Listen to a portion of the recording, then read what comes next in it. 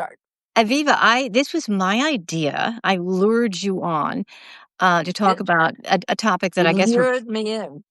we're both very interested in, which is longevity and all the various ways of interpreting that and thinking about it and what does it mean.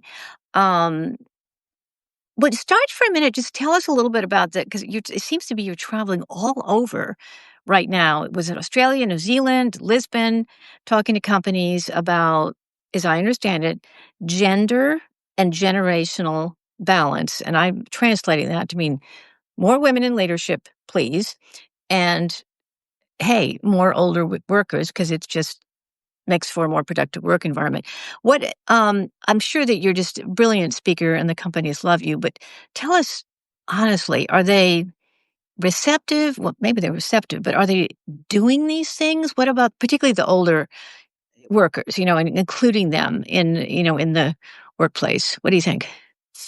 I think they don't hire people and pay a lot of money if they're not kind of seriously at least considering what it is you're talking about. So what I'm doing is for the last 20 years, my first round of this topic was gender balance, and I worked on gender balancing the business world across more than 40 countries for over 2 decades.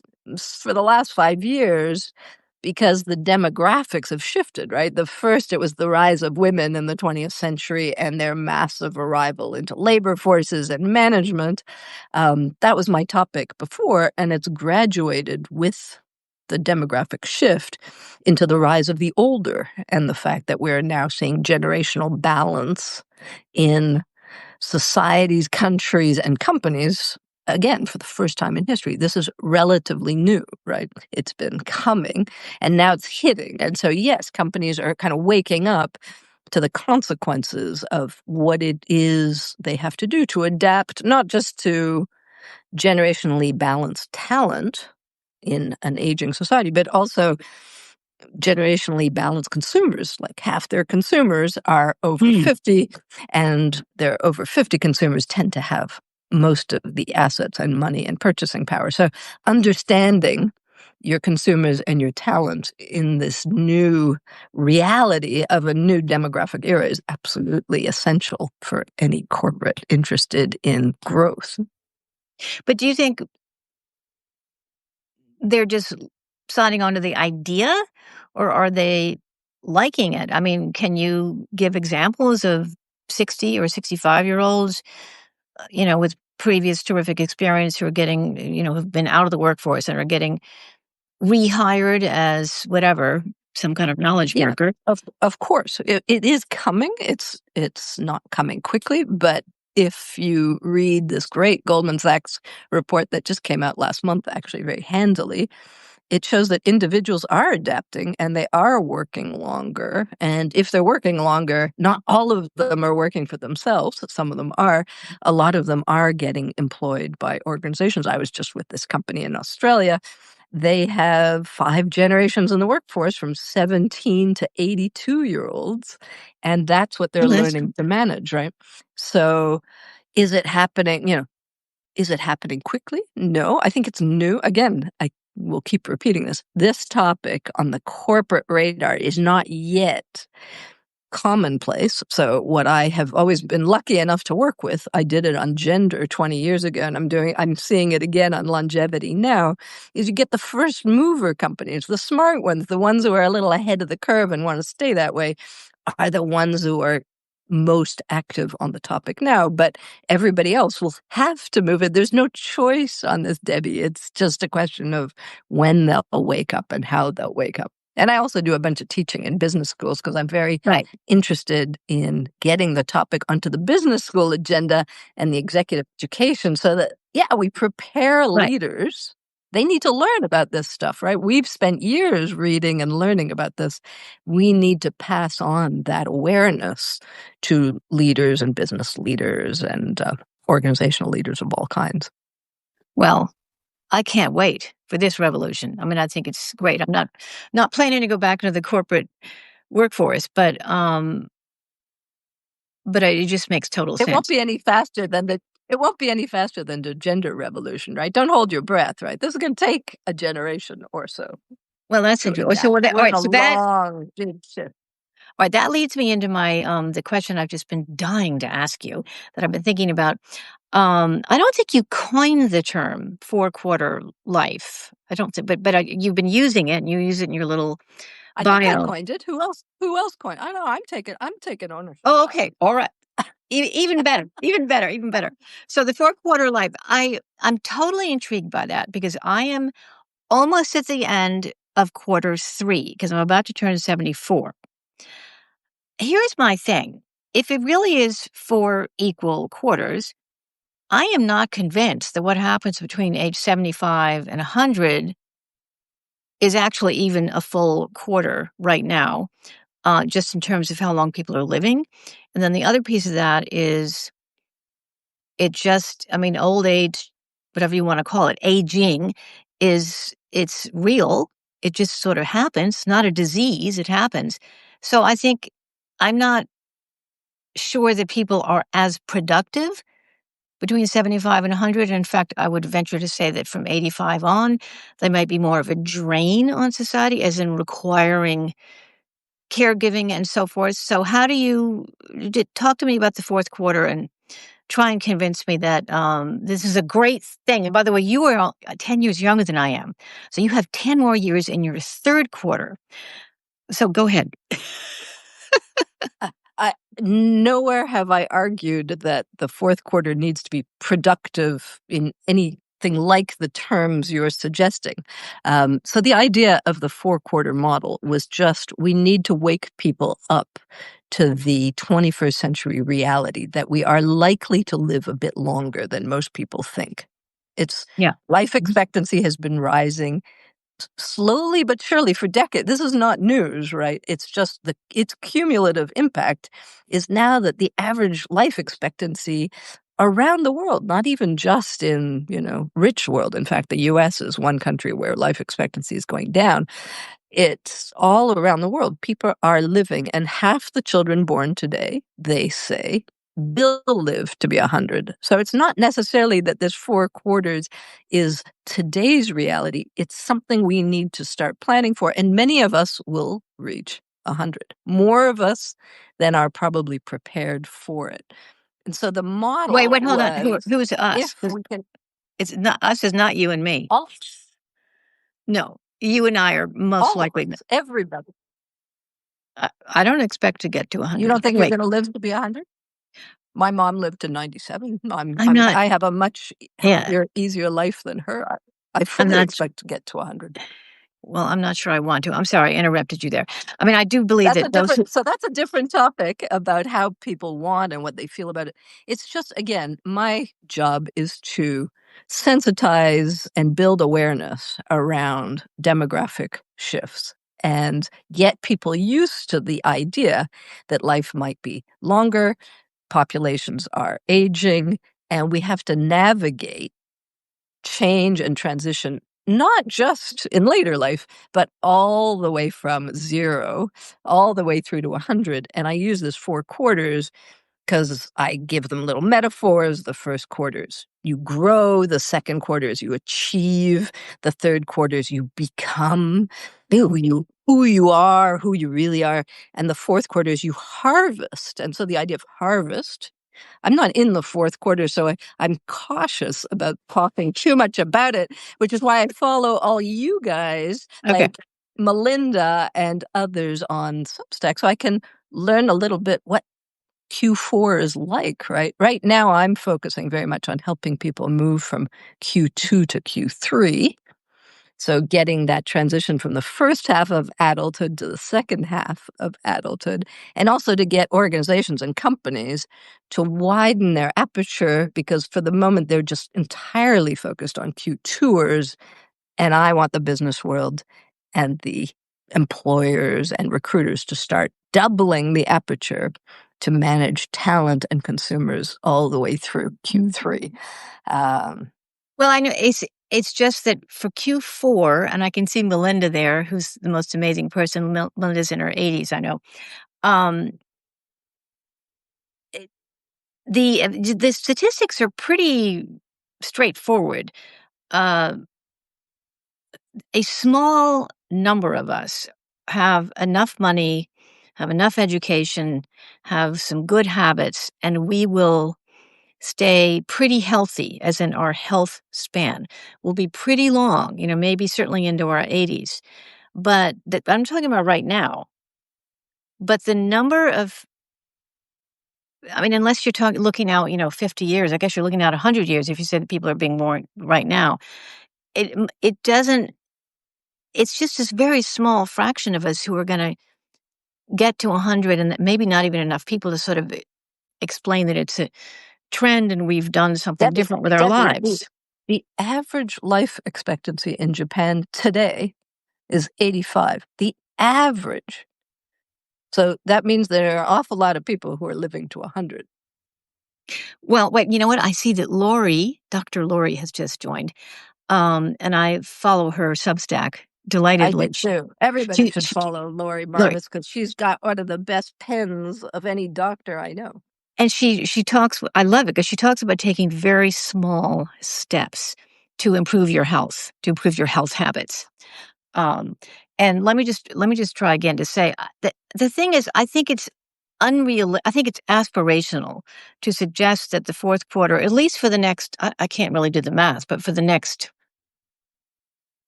I don't know, 20 years is going to be that different.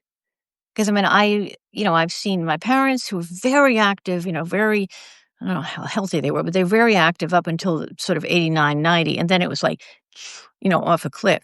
And I don't So, think I think that's actually one of our challenges is that too many of us are benchmarking our future selves on our parents' experience. We're an entirely pioneering generation, and if any of us follow people like Dr. Lori Marbus and do what she suggests, we will live very differently our Q4s than our parents did because we will do it. Most of our parents did not expect to live as long as they have. They were surprised by longevity. We are a generation who is now increasingly being educated in it and for it and how to prepare for it. That's our job, you and me, as writers and proselytizers about this demographic changes. We need to wake people up. 90% of aging is not genetic, right? It's lifestyle. So we have to help people realize that they can live longer and different lives if they take their lifestyles in hand and do a bunch of stuff. And that's not necessarily only the rich, because Italy is not the richest country in the world, but it is the oldest country in Europe. And it's not the rich who are living in Italy to later lives. It's the whole country's a blue zone and has health habits and right. societal habits that contribute to really extraordinary longevity, right?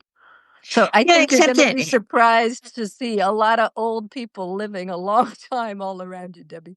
well, I know that the statistical demographics are that, I was just reading it was an article on Substack that because of the number of baby boomers, the number of, and I don't think it was just America, the number of people 85 and over is going to become a very large percentage of the population in the next 10 or 20 years, because most baby boomers now have turned 65.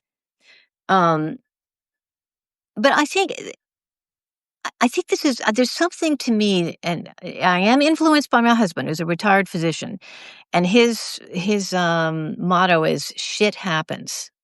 And shit happens means you're going along, you're eating your vegetables, you're exercising, or at least walking, you're not smoking, or you've never smoked, and something happens. And I think, just delicately, I don't think you're really taking that into Of account. course, I'm taking into account. Why my fourth quarter is called harvest is partly because you harvest the investment you put in the first three quarters. into life. And a lot of people will harvest the good and bad habits they've had, whether that means financial, whether it means educational, whether it means purpose building or relationships, all the contributing factors to healthy aging. It's not just physical, right? And I No, don't at no. all suggest, Debbie, you seem to think that I'm suggesting that we're all going to be super healthy without the single problem to 100. I'm not. We all pick up. Yeah, shit happens. Absolutely agree. And a lot of people live with lots of challenges, morbidities, all kinds of issues. That doesn't mean they're not enjoying life, that they're not contributing, that they're not socially connected and finding joy. You know, I'm sure you do, the happiness U curve of Mhm. life, Oh, yeah. which goes up. And actually, I think we peak in our 70s, right? Um, and so all we're knowing now, and you've seen that too, right? That a 70-year-old today has the cognitive and physical reality of a 53-year-old just 20 years ago. That's what we're doing. We're pushing the curves back. Not all of us and not your entire generation, but more and more. And each generation will learn and keep delaying it. And if you listen to some of the doctors like, what's his name? David, the guy who wrote Lifespan. Oh, I wanna talk about him. If we live another 20 years, we might be seeing a big uptick in Okay, life alright, and health span. let's talk about that guy. He, is a Harvard professor, researcher, and also has some company. He has his book has been not totally debunked, but he has a really, provocative subtitle. It's something like, what is it? Like, "Aging is a disease that we can defeat." You tell me. It's something like that.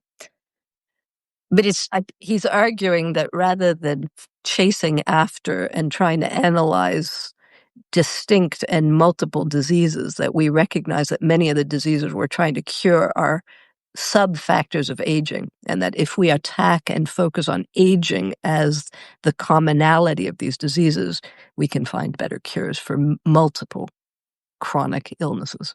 I don't I'm sorry. I think that has been a lot of people are very skeptical about that. Right now, there is a huge Debbie, amount a of lot of people are skeptical about almost everything, but if you follow a little bit the trillions that are being invested in all things healthy aging, Oh, I know, longevity. I know about all that. I'm just trying to use my brain here because the research that's going on right now to understand the aging process is quite remarkable. But that doesn't mean there's a magic pill to extend life. It's just sort of like understanding how it works, the telomeres and, all the stuff that's going on. Um, Aging is not a disease. Aging is a natural thing that happens to the body. So, I don't have his book in front of me, but I was very skeptical when I saw the subtitle, and Have you read the book? I don't have it with me. I have looked through it, and I thought, "Hmm," and I've read about it a lot, and, there's a lot of other Listen, he's a researchers who are pretty saying he's a pretty credible scientist. There are many scientists working on that, whether it's him working on what? On defeating aging? 'Cause see, that's you cannot defeat he's not. aging. But Debbie, this is where you have to read books and not just look at subtitles. He's not talking about defeating aging. He's suggesting that aging is the disease we could focus on that will then have Aging is a not a knock-on. disease. Aviva, aging is not a disease. It's a thing. It's the thing that happens to a body, to the cells, to it. Yes, and would you agree that we have managed to delay it? Mm. No, actually, I don't. I You don't and agree. I are not representative of the 74 and 64-year-olds of 20 years ago. That is in the data, right? We are not aging in the same way. Maybe we should talk about So something we else. have 'Cause managed to expand and extend health span. Yeah, yeah, but we health could talk span. about something else.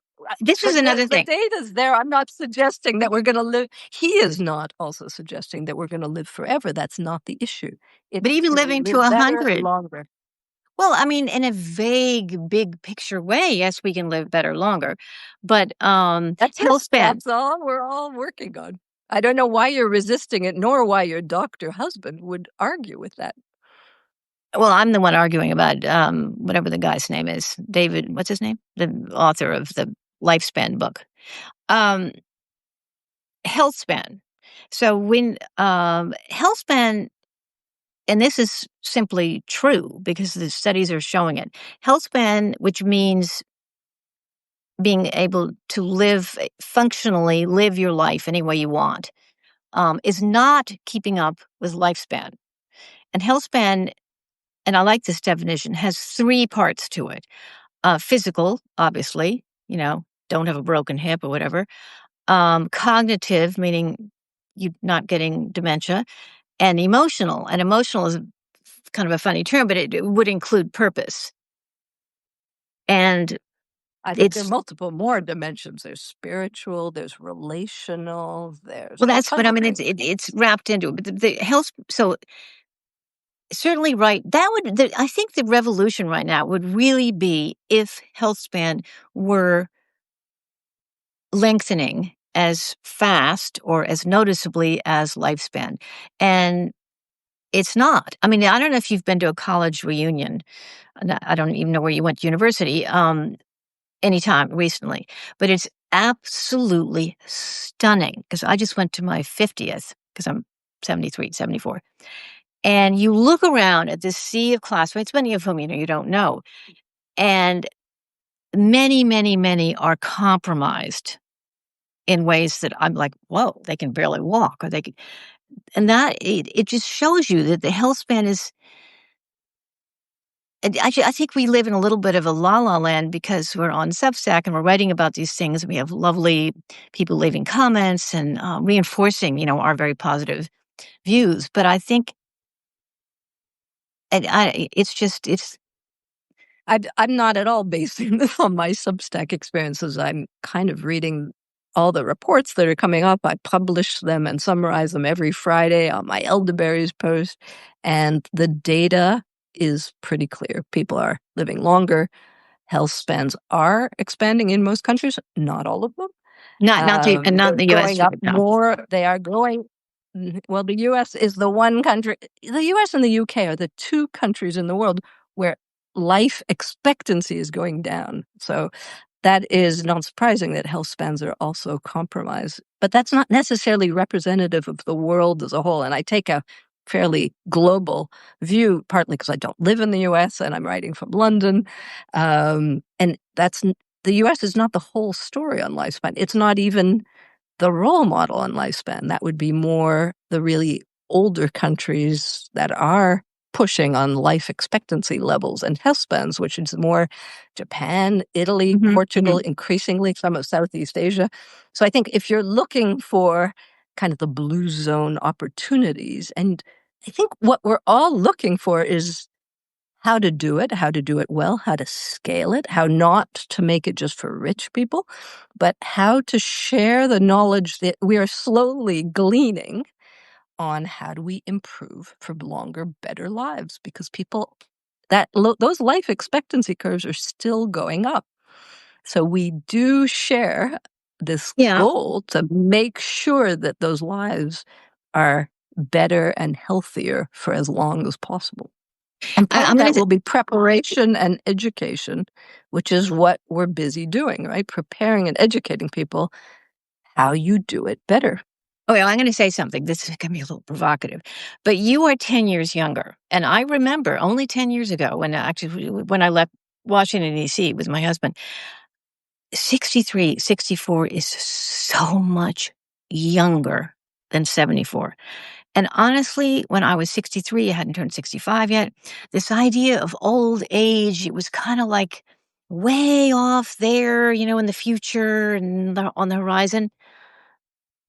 10 years later, well, I've got some things wrong with me. Nothing major, but I can feel it in my bones. And I submit that when you haven't gotten there yet, you haven't crossed into this foreign land of the old, that it's very difficult to visualize it. Despite all the studies, despite all the things you're reading and so forth, I think it looks different. And I also get that we know some And I'm sure it fantastic does, and I'm 80-year-olds. sure it does, but I listen, I'm sure it does, and I'm not a specialist on Q4 and don't pretend to be, but I think Q3ers like me can do a lot of things in their life, in their habits. I mean, you were just talking about Lori Marbus, who's saying exactly the same thing, right? To make sure that you are as healthy, happy, and resilient as you can be without going overboard. I'm no Peter Attia follower. Like Oh, I'm wait, not hold gonna on, wait, do hold a the minute. I I'm not do gonna do follow. the outlive. No, no, no, no, Peter Attia, he is not about just living long. You read his stuff and listen to him. I do It's listen to it's very, very cogent. I mean, I am with him, which is he talks about, doing certain things so that if you get to your late 90s, you can still Well, lift a that's what I'm suitcase, saying. So lift a suitcase, whatever.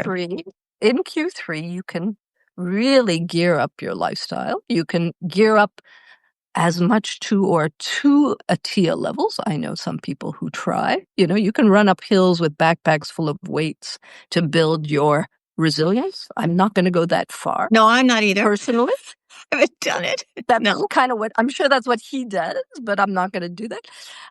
But there's a hell of a lot one can do to make sure. And I work much more on careers and what Q3ers do, and that they shouldn't slow down too early. That we also want to be financially stable, not just physically stable into our later years, which means usually working longer, staying educated, keep learning, stay engaged, and don't draw out too early, which a lot of people do because they don't quite get that they may be around for longer than they think.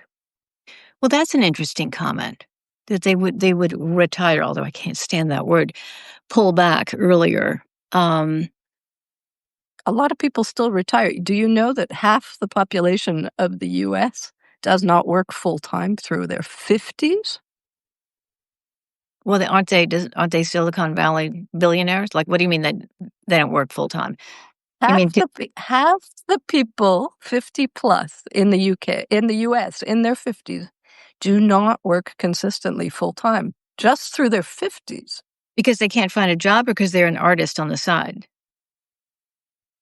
I'm just, again, there are 1,000 explanations to why. I'm just giving you the data, right? Hmm. And that is a challenge for them as individuals, for us as societies. We can't have people bowing out of the workforce and out of kind of savings for their own retirement, which they won't be able to afford as early as their 50s if they're going to live into their 80s and 90s. Well, that's true. I just don't know, and I'm trying to read this. It's very hard to read people's lovely comments here on the screen. I don't know enough about that. There's got to be, there's got to be reasons for why they're doing that. I said I retired at 68. My job ended. It was too soon. Ageism causes less work In the in your 50s, 50s. absolutely. Well, Part of it is companies not adjusting. so that's the other thing is that I'm just trying to draw a fine, delicate line between aspirational about all this, whether it's working full time till you're 75 and a great job and with great health care, whatever, or the reality. And the reality right But now is but not Debbie, is I think our difference is I think you're talking about today's reality, and I'm working on trying to change reality. We are in a world that has 1 billion people over 60. By 2050, we will be 2 billion people over 60. My job is to try and make the world more adapted, more ready, more resilient for that second billion, that they mm. age differently, that they're more aware, that they invest more time in themselves, in their bodies, in their brains, and so that they can age slightly differently and not be taken by surprise that they're going to live a long time. I'm not saying any of this is ready today. That's why I'm working so much with companies to make them less ageist, to make them realize that they have to help employees, their own employees, think differently, exercise differently, build wellness and preventive health medicine inside their organizations. we all will need to put in a lot of effort to change people's mindsets about today's version of aging, which is what you're describing, right? But I'm not settling for today's version. Yeah. I want to improve it. You So know, we I got like, to but push. I like what you said about uh, on the consumer side, changing one's mindset about being able to work. Because I mean, I think ageism kind of goes two ways. So there is this fear, I think, that if you're out of the workforce for some reason, you try and get back in the workforce when you're 60, you're so aware of what you think the ageist response is going to be from the company that you're probably being a little ageist towards yourself. But you're right. I mean, I think it is incumbent upon us to not think that way. And the more of us who are positive about aging and not apologetic, the stronger that will be if we all come together. And Becca Levy's work at Yale, who says that our mindsets are part of the challenge and our attitudes toward aging. Yeah, I do. I do that. Up to seven years of I, actual life expectancy. I So do know her, and I know her book, and I'm skeptical because I actually tried to get her on my podcast. She was one of the very, very few people that was very flaky about it, and she forgot, I think, so we didn't do the interview. But I I think it sounds great, but what? I I don't. don't It know. I don't doesn't. know what you're, Debbie. I feel I like think you her want to 7 years. argue. I think you want to argue with everybody, all the scientists and me, about anything positive. So, what is it that you're trying to argue with? The fact that we can learn and grow and stay a No, bit healthier. I'm with you. What's your point? Like, what are you trying to get to? Right. No, that is a very good question, and I think my point is that I'm uncomfortable with the equation of a 4-quarter life. Because certainly for right now, and I don't know how many years it's going to take to get to a different equation, I don't think the 4 quarters are equal. And so I think it is unrealistic to think that in the fourth quarter, most of us, not just the handful of amazing women, for example, that are in their 80s, like Melinda and Abigail Thomas and so forth, is still writing and doing many things, are going to have. I remind you that Melinda wrote a book about her role models, which was a generation before her, most of whom lived past 100. And that And was already 2 generations up from us. but it was 10 women or 9 women or whatever, and it was wonderful and it's lovely. But, talk about science. And The Queen in the UK used to write personal congratulatory letters to all the Brits who turned 100, and she gave that up years ago because there were too many of them. all right, so wait, Melinda Blau, Blau, for anyone listening, says, no one said they're equal quarters. Well, what's the point of talking about 4 quarters? Because it's sort of like 3 quarters and change or something. I mean, to me, the whole lot should happen in the quarter. And you talked about it. What is it? The first one is grow. What is it? The second one is something. And the harvesting, yes, to a certain extent, I think we're harvesting by sharing our wisdom and so forth. But I don't think it's not going to last for 25 years. I mean, I'm hoping it lasts for me at least 10 years, 15 years. If you're just objecting to the math, you can certainly say that they aren't exactly equal today. This fourth quarter model was just a way to get people to realize there's a scope and an arc to life, that each quarter has slightly different priorities, drivers, pressures, and that it helps us at every age, if we're a little bit more aware and educated, which is what I try and do, on the whole course. I'm not arguing whether that fourth quarter is 15 years or 20 years or 25 years. That's not really the point of the model. Okay, well, wait a minute. What's the point of the model? I know The you're into point of the model is statistics. to get people thinking about the different phases of life and to become more familiar with them. Because right now, as I said, I work a lot on getting Q tours into Q3, to transition into Q3, to prepare for it, to think about it, to think how they might want to change and adapt to this new phase of life. And I think the same will be true, although I'm not working on that quite yet, given my age. And I think it's better if it's people in that stage who talk about it. But there's, I think, some work to be done on helping people transition from Q3 to Q4. Well, you know what? I think I love that. I love the way you said that. And I think maybe I need some brainwashing or something, because I mean, I do feel positive. I just think realistically, I'm trying not to hope for too much. You know, I have a very, very good, lovely old friend from my Washington, D.C. days. Absolutely one of the smartest women that I knew in D.C. And she's in her late 70s. And she has just been diagnosed with Alzheimer's. Shit happens out of the blue. No reason, no risk factors. And you just have to take that and multiply it by a lot and realize you can't count on anything, particularly so maybe that we need like a list of things that to be aware of in the fourth quarter. One is don't count on anything. Be grateful for all the small things. Um, learn how to slow down and enjoy life more. So maybe that's what I'm asking for. Maybe we just need like a whole list of here's how to operate in the fourth quarter. Is that am I asking too much?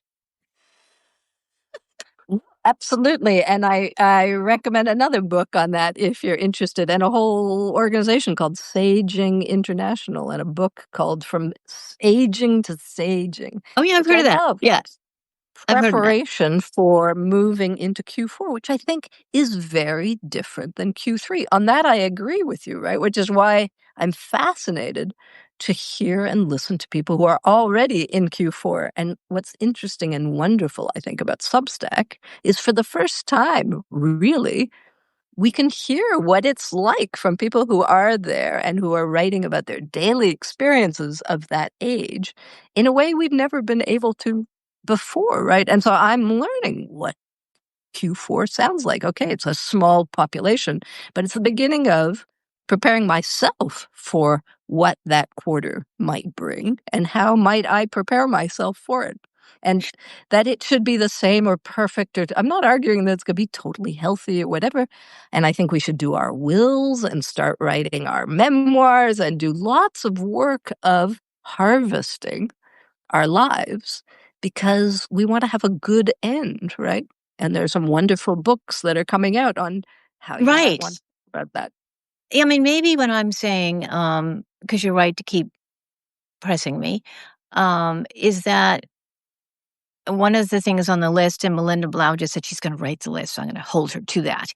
That'd be good. But one of the things on this The list, list I've been the Q4 list, is to expect the unexpected.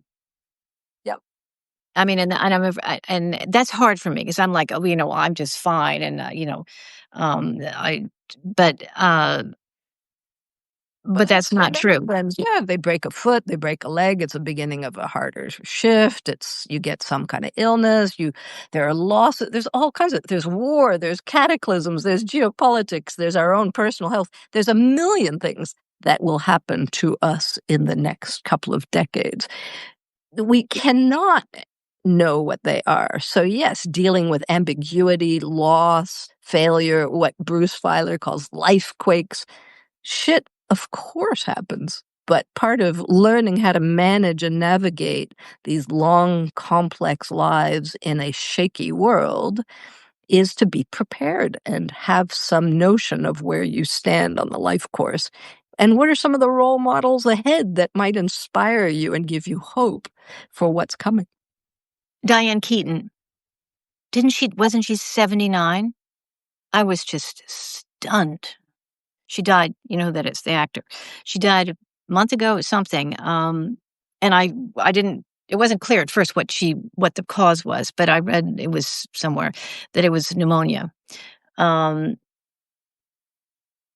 there's just stuff like that I think is But listen, sobering. I always, whenever I'm speaking, my first question is, does anybody want to know the date of their own death? Oh, I love that question. What do you think? I don't. You Because don't, I'm a and I do, of course. I mean, then we're becoming very predictable. really? Uh, Wait, well, hold on, wait, why? I mean, I'm a total coward. I'm afraid of dying. 95% of people don't wanna know. And I Right, think because humans share, obviously, right. a fairly big kind of nervousness, fear, and denial of death, right? And I think part of Q4, at least as far as I can figure out, is becoming much more comfortable with death, what it is, what it means, Sure. what you might want to do before you disappear, how you might want to be remembered, what you want to say to people you love or hate or forgive or don't forgive. There's a lot of work to be done, it seems to me, in Q4. And I think people who die having done some of that kind of stuff probably have better ends. And I Wait, think hold on, wait, but why do you wanna know? You still haven't answered that question. I mean, I think it's really because gutsy. there are a lot of things I'd like to do, and Well, I what think if it's 70, what if it's 82?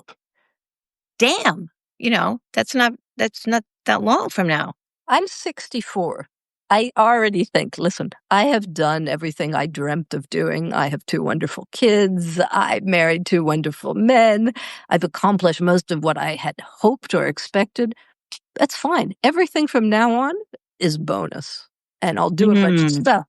But will I regret if I go at 82 or 70 or 100? No. I mean, but mm. if I knew, I would probably plan differently. I would do different things. I would have a slightly different to-do list every morning. If I knew I was gonna die in a year, I can tell you my year might be slightly different. Sure.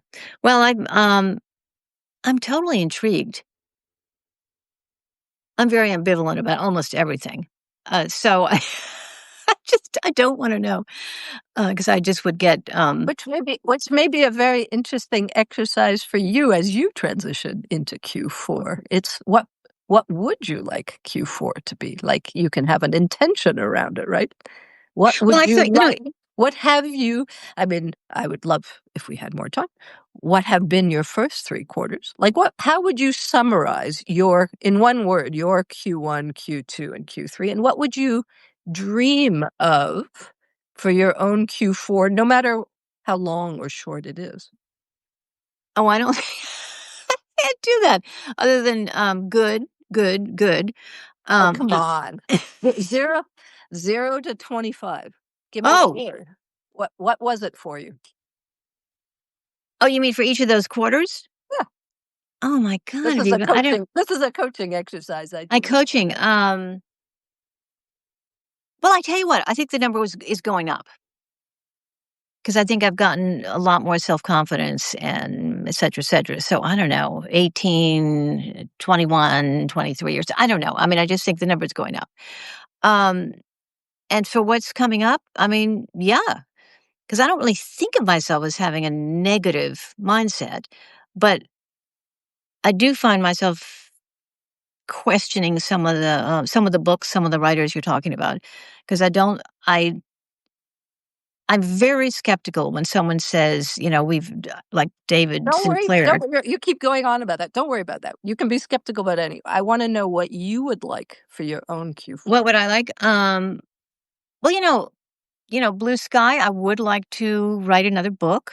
Um, I don't know. I'm not good at this. So you've got a to-do I want you to drop the to-do list and just give me, like, a an impression of the emotional vibe of your Okay. Q4. Is it contented? Are you happy? Are you satisfied with what you've done in life? Are you going to reap the rewards of relationships you've built? I mean, what is it?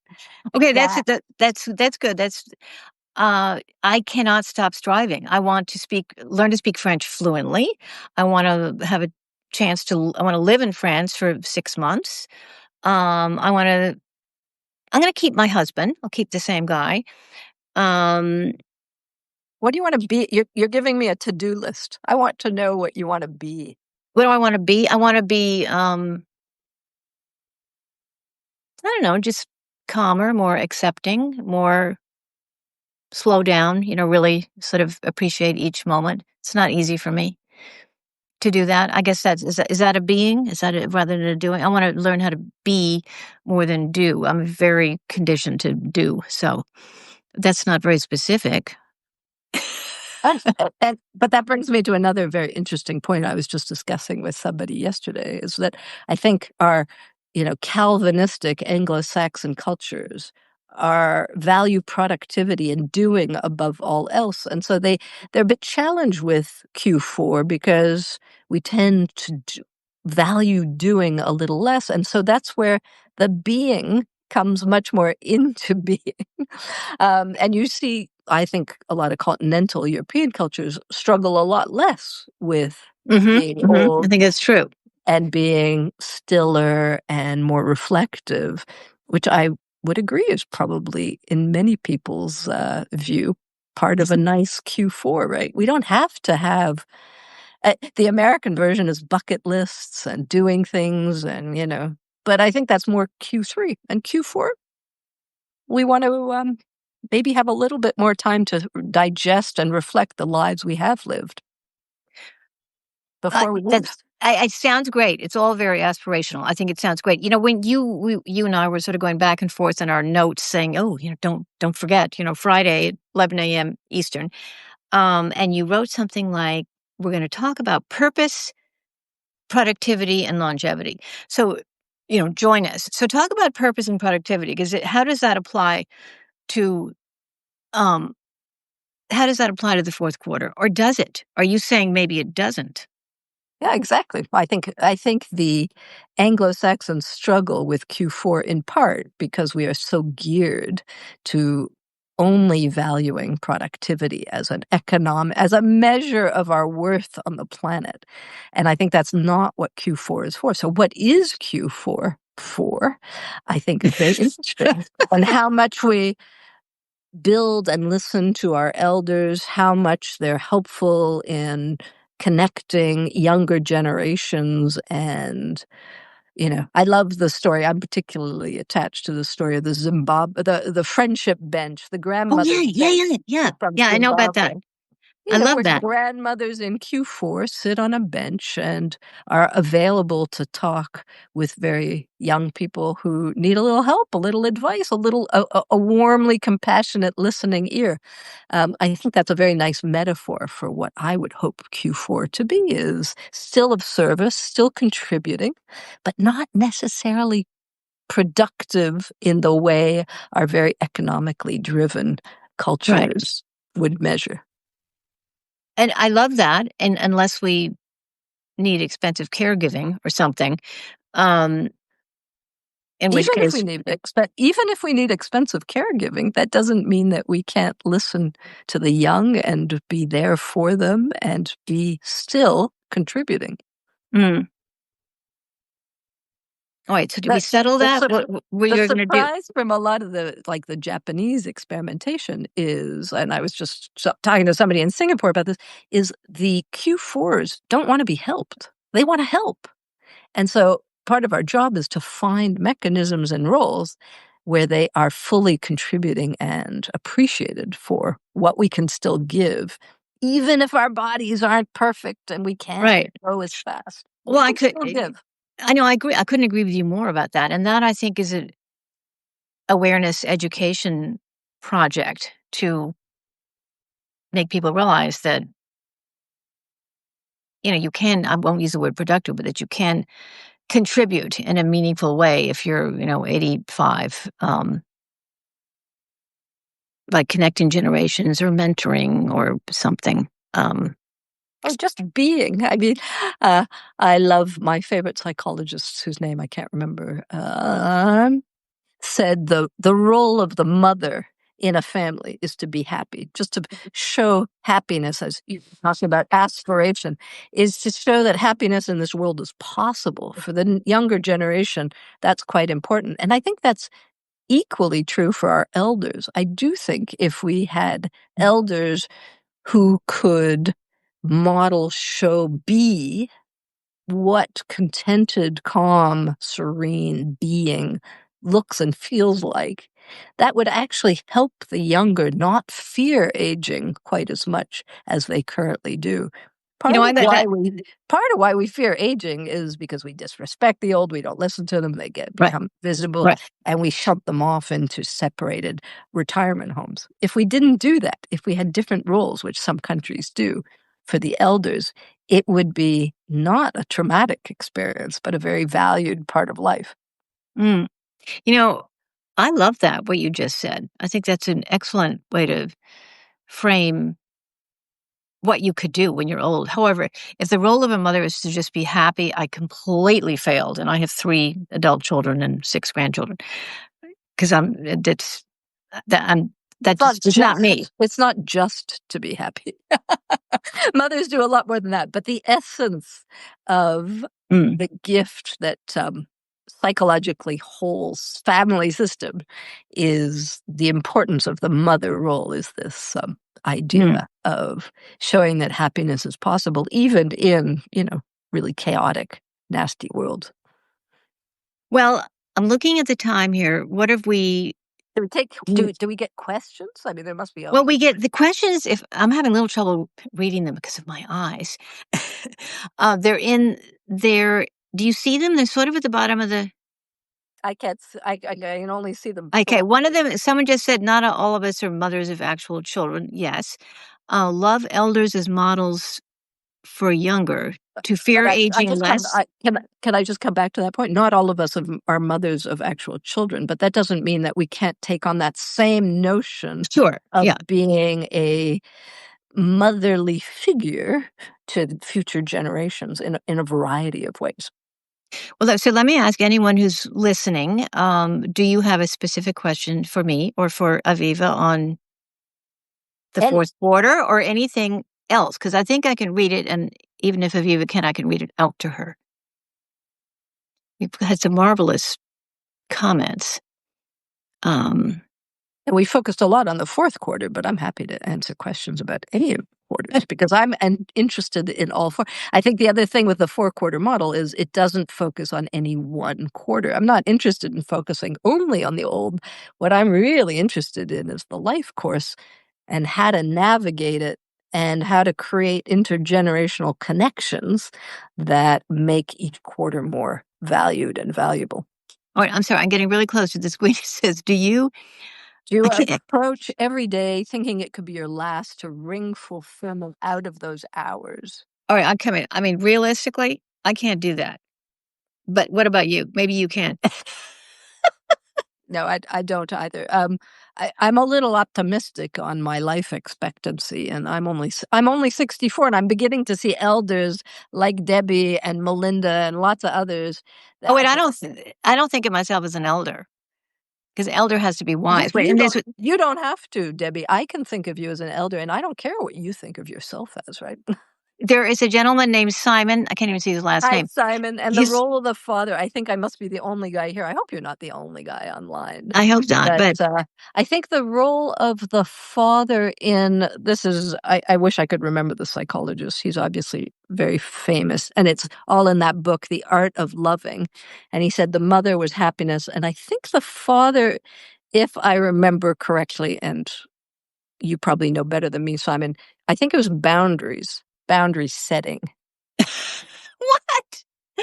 Well, there's also this whole questioning of gender, what belongs to which gender. I mean, I'm finding my husband right now is a much better, more attentive, in the moment grandfather than I am grandmother. It's interesting. He wasn't when our kids were growing up, he was the doer and I was dealing with the kids. But And isn't that interesting, right? That for a lot of men, that's very true, that they get in Q3 or early Q4, that they get to be the kind of male carer that they didn't have time for. Eric Fromm, absolutely. thank you, Melinda. Of course, it's Eric Fromm. God, I love these kinds of things.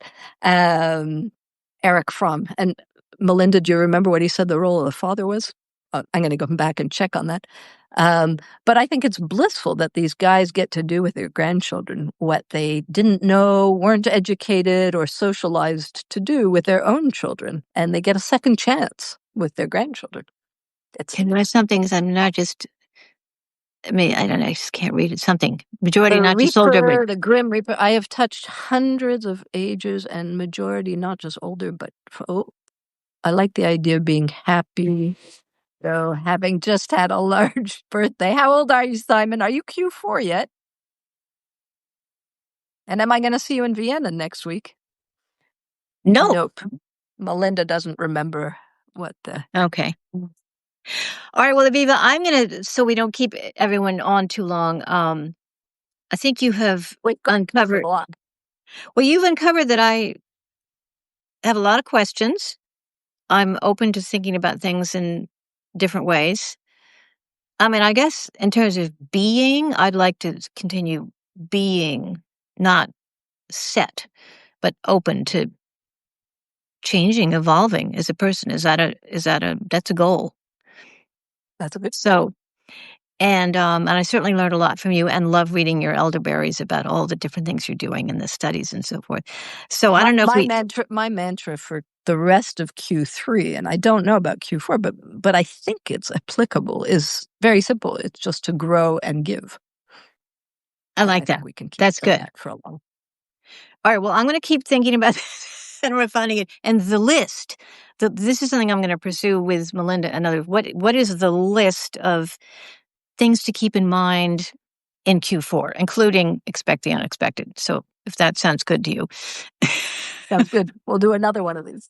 Thank you so much. Thank you very, very much. That was a lot of fun. Thanks for being with us, guys. Okay, thank you. We'll live again, online and off.